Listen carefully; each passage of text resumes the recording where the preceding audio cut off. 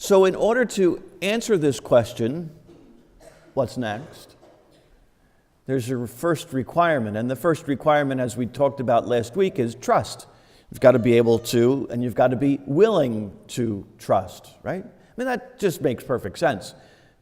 But trust, like answering this question, like the way we approach life, there's two ways. We can approach it from that hospital mentality where we know that bad things probably will happen, more or less, and therefore we just say, nope, sorry, not even going to go there, because we don't even want to have to endure the bad things of life. That's the hospital mentality, because who wants to go to the hospital if they don't have to? Or we can approach it from the amusement park mentality. And the amusement park mentality, of course, life is very exciting. You get off the ride and you're excited about the ride, and it's always the next ride and what's coming, and I can't wait for it. What's next? You can approach life that way too. And trust is that same thing. We can approach trust from that hospital mentality, which really demands a track record, right? And only what has happened in the past will determine what's going to happen in the future. And we know that when you run a track race, someone eventually, someplace is going to trip and fall, and that's the way life is, though. We all have shortcomings. We all have weaknesses. With the amusement park mentality, trust accepts the goodness of intentions and recognizes that, yes, indeed, we all do have shortcomings and we all will make mistakes and need help, but that just makes it all the more exciting. What will happen next? What is the next ride going to give to us? Whenever we answer this question with some degree of trust, whenever we look at what's next with some degree of trust, there is going to be something that, is oftentimes, probably always, a bit dangerous. Because when we enter into this question with trust, guaranteed conflict will come from it. And conflict, generally speaking, is always dangerous. But before we go there, let's take a look at the gospel again and see what Jesus says. I give you a new commandment. Love one another as I have loved you, so also you should love one another. Those words don't seem to leave much room for conflict, do they? No. Of course, because we think that love and conflict are diametrically opposed to one another, right? Anybody who loves someone is not going to be in conflict with another person, right?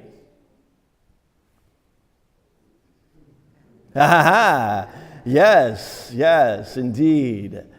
Yes, that's not really true. In fact, all great relationships, the kind of relationships that really and truly last over time, require some kind of productive conflict in order for them to grow, don't they? I mean, your marriage relationships, those that are your marriage, really good, strong marriage relationships always have some element of conflict.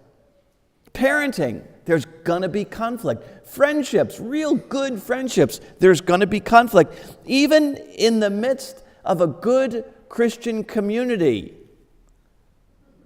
there's going to be conflict. It's going to happen.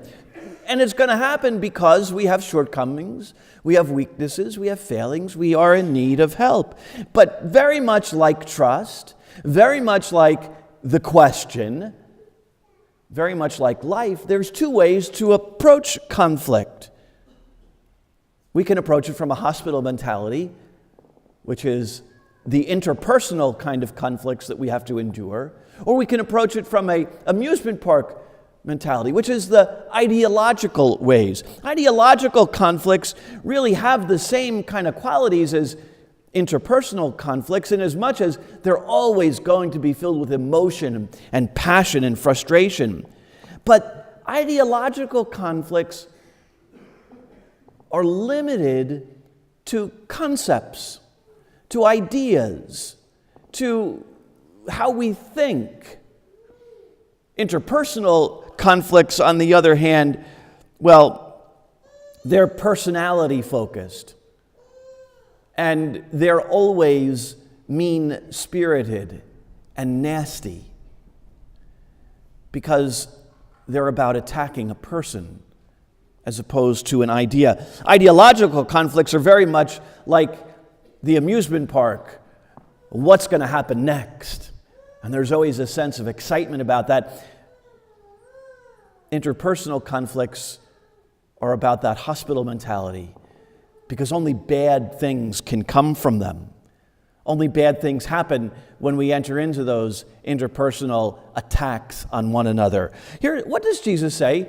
This is how you will know that you are my disciples. This is how all will know that you are my disciples, if you have love for one another. If you love one another.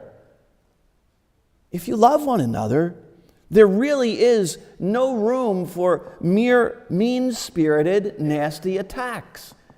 There can't be room for that. Because those kind of conflicts hurt one another's feelings. They encourage tension, and tension that's dangerous.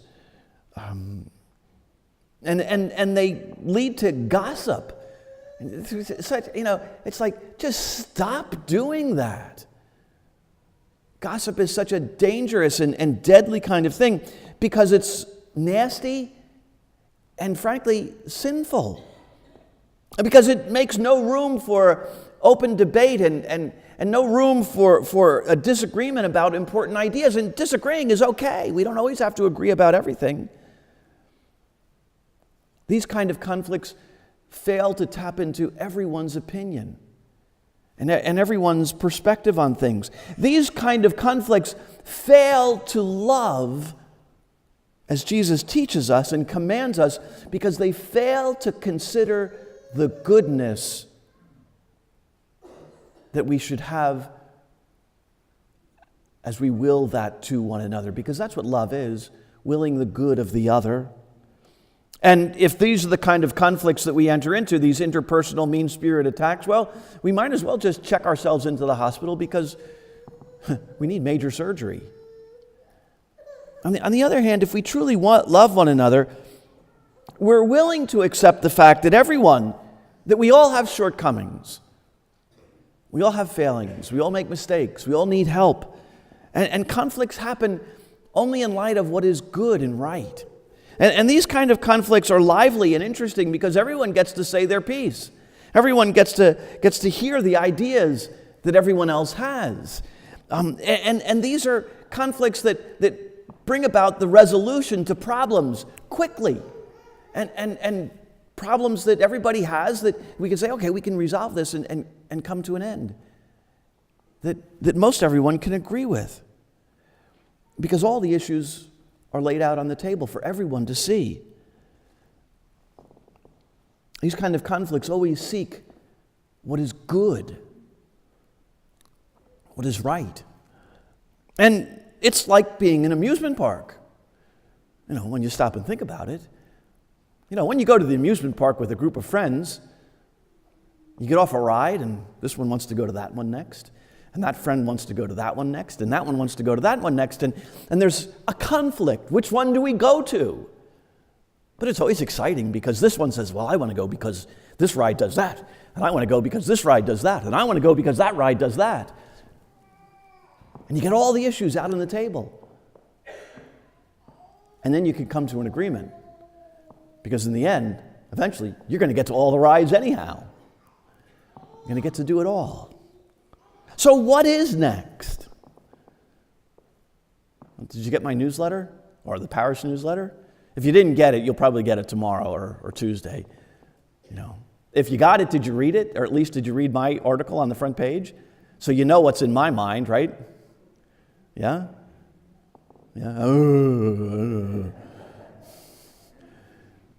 Well, you know what's in my mind, and I'm willing to enter into an area of conflict. I have to. I have to enter into that area of conflict. And that conflict, of course, has to do with the Mass schedule, especially on a Sunday morning. And the reason why I have to enter into that area of conflict is because as pastor, I recognize there are needs that are for the good of everyone. And I have to look at those needs and say, how can I best answer them?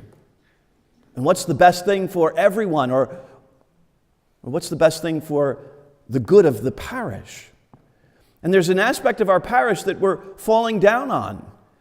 It has to do with our young people. We have, if I were to guess, I know that we have 170 kids in our Sunday morning religious education program. That's 1 through 8. So there's 170 kids there. I would guess between like babies just being born and 5 or 6 year olds who are going into kindergarten, like kindergarten age. So you have 2, 4, 6, 8. There's probably another 80 kids there. 2, 4, 6, 8. So 100 kids, maybe, probably a little less than that. Let's say 80. And then in high school age kids, we probably have 3, 6, 9, 12, 100, another 120. So you're looking at 300, 400 kids, young, up to high school age, that we have as parishioners, that are supposedly parishioners.